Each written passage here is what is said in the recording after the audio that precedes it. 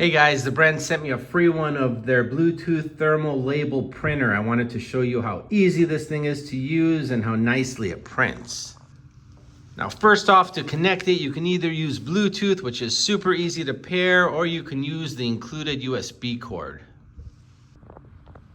Now once you're connected, you're going to use their free iOS or Android app, or do what I'm doing here, which use their web-based app. Now over here, you can see all the categories and all the different templates that you can use. You got some birthday templates over here. You got wedding, festival, congratulations. My favorite one is the birthday. So now let's find one and modify it. Now here's one that says happy birthday to you. So if you click on it, you can see it over here. Now it's very easy to customize. You can change the text.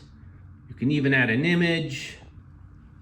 Now once you're happy with it, you're gonna go ahead and print it. Now what I'm doing here is using Bluetooth printing.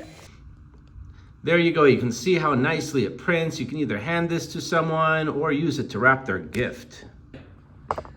It's almost like unlimited customization with 3,500 designs to choose from. It prints quickly. It can also print shipping labels, and I would definitely recommend this for anyone who wants an easy to use Bluetooth label printer.